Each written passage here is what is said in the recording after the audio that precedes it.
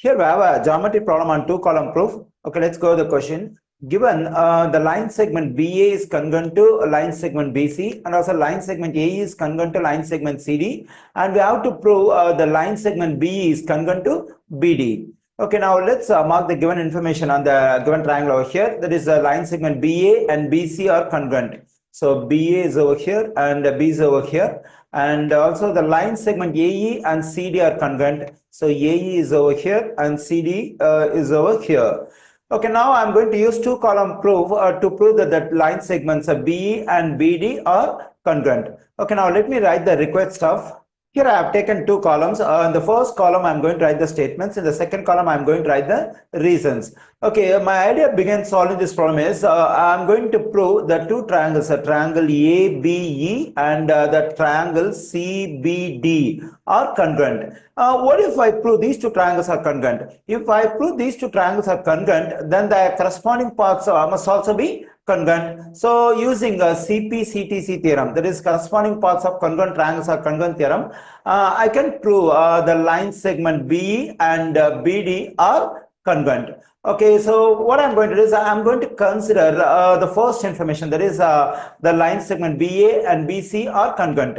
Okay, now let me consider the complete triangle ABC. In this triangle, the side AB and the side BC are congruent according to the information. In a triangle, if two sides are congruent, then the angles which are opposite to the congruent sides must be congruent.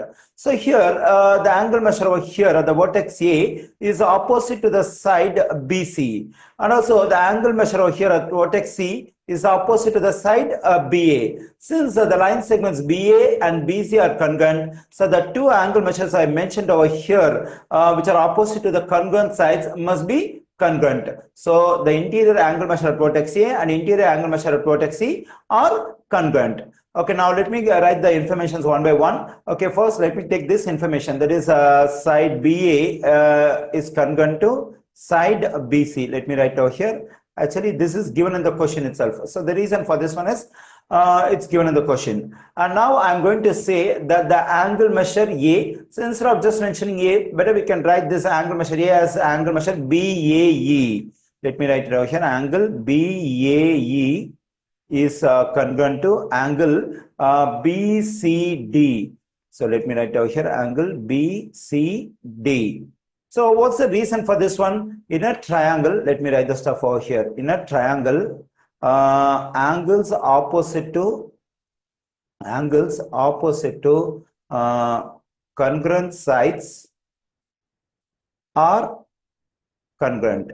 So that's the reason. Okay, now let me take this information, that is the length, the line segment AE and the line segment CD are congruent. That is given in the question itself. Let me write that information over here.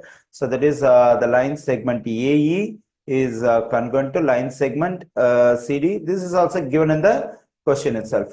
Okay, now let me consider the three parts in the triangle ABE. That is the side BA and the side AE and the angle measure over here. Actually, this is the included angle because this angle is included by the two sides of the triangle BA and AE. Let me consider the same stuff in the triangle CBD over here. So that is the side BC and the side CD, and this is the included angle because this angle is included by the two sides BC and CD. Already we know that the side BA is congruent to BC and the side AE is congruent to the side CD, and the two angle measures over here are congruent. So the two sides and an included angle of one triangle are congruent to two sides and an included angle of another triangle. Whenever two sides and included angle of one triangle are congruent to two sides and included angle of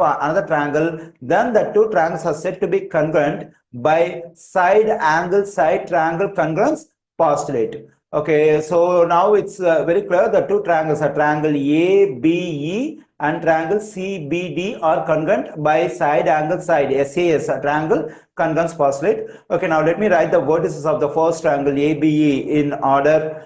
So there is let me write the triangle symbol. Let me take the vertex A in the first triangle. What is the corresponding vertex in this triangle, the second triangle over here? So that is clearly C. Let me write over here C. And let me take the vertex B in the first triangle. The corresponding vertex is also the same for the second triangle.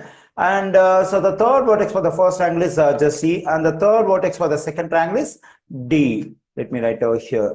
So these two triangles are congruent. So the reason for this one is SAS, that is a side angle side triangle congruence postulate. Okay, now I have proved the two triangles, a triangle ABE and triangle CBD are congruent. Since these two triangles are congruent, their corresponding paths also must be congruent by CP-CTC theorem. Okay, so now let me consider the side BE of the first triangle. So to get the side BE of the first triangle, I consider the alphabets of the second portion and third portion over here. So now to get the corresponding side in the second triangle, we have to consider the letters of the same portion. That is letters of the second portion and third portion, that is BD. So BE and BD are corresponding sides of these two triangles. Since two triangles over here are congruent, so these two sides must be congruent. So by the reason for this one is CP-CTC theorem. That is, the corresponding paths of congruent triangles are congruent. Since the two triangles are congruent over here, their corresponding paths, I mean the corresponding sides BE and BD also must be congruent.